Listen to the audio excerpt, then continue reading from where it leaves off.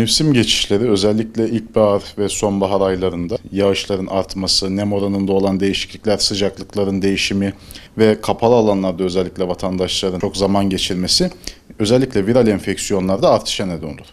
Ki mevsim geçişlerinde havada bu tarz değişimler olurken bizim vücudumuzda da bazı değişimler olur.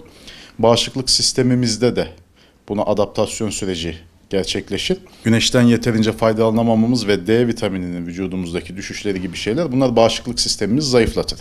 Ayrıca başka enfeksiyonlu bireylerle de sürekli muhatap halinde olmamız da bizim viral enfeksiyonlar açısından özellikle hastalıkların artışına ve bizde hastalık oluşturmasında yükselmeye neden olabilir. Bu dönemde en sık görülen belirtiler özellikle ateş görülür.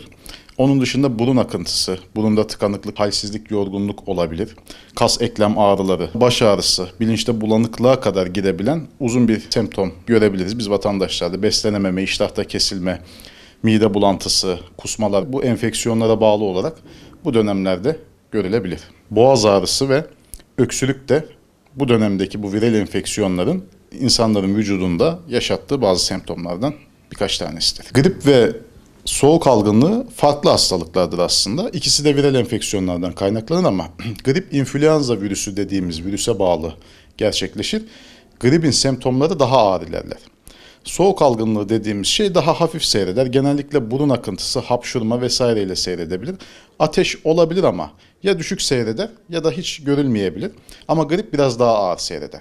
Ani başlayan ateş olabilir. Özellikle kas eklem ağrıları eşlik eder bu duruma. Şiddetli öksürük, boğaz ağrısı ve kişinin günlük hayatını idame ettirmesini güçleştirir. Özellikle 5 yaş altı çocuklar, 65 yaş üstü bireyler, kronik hastalıkları olan şeker, kalp, tansiyon, bağışıklık sistemini düşüren hastalıkları olanlar, gebeler bu dönemde risk altındadır.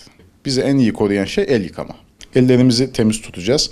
İkincisi kapalı ortamlarda çok zaman geçirmemeye çalışacağız. Geçiriyorsak da eğer odamızı veya iş yerimizi neyse bol bol havalandırmaya çalışacağız. Çünkü virüs havada asılı kalır ve o havayı soluduğumuzda bize de geçebilir. Uyku düzenimize dikkat edeceğiz. En az 7-8 saat uyumaya çalışacağız. Onun dışında yeterli beslenme ve dengeli beslenme. Mevsiminde taze sebze meyveleri tüketeceğiz. Portakal, mandalina, limon. C vitamini oranı yüksek. Bağışıklık sistemimizi de en iyi koruyan şeylerden bir tanesi C vitaminidir. Bol bol bunlardan tüketmeye çalışacağız. Yeşil yapraklı sebzeler tüketeceğiz. Maruldur, rokadır vesairedir. Bunlar da bağışıklık sistemimizi. Mesela maydanoz. Çok bilinmez ama maydanozun içerisinde de C vitamini oranı yüksektir. Bunları daha çok tüketirsek bağışıklık sistemimiz açısından ve diğer vücudumuzun metabolizması açısından da faydalı olur. Onun dışında egzersiz yapmaya dikkat edeceğiz. Açık havada yapacağımız yürüyüşler hem kalp sağlığımız için hem de bağışıklık sistemimiz için çok faydalı. O yüzden haftada 3 gün yarım saat olacak şekilde en az yürüyüş. 3 günden uzun süren yüksek ateşimiz varsa, nefes darlığı çekiyorsak, çok şiddetli kas eklem ağrılarımız varsa, bilinç bulanıklığı, sürekli uyku hali, dengede bozulma, baş dönmesi gibi semptomlarımız varsa da hastalığımıza ek olarak mide bulantısı, kusma gibi semptomlarımız varsa yani sıvı alımımız ve beslenmemiz bozulduysa mutlaka bir hekimden destek almamız lazım. Bebeklerde sürekli ağlama varsa, huzursuzluk varsa ve özellikle 6 aydan küçük bebeklerde ateş durumu görüyorsak mutlaka sağlık kuruluşuna başvurmalıyız.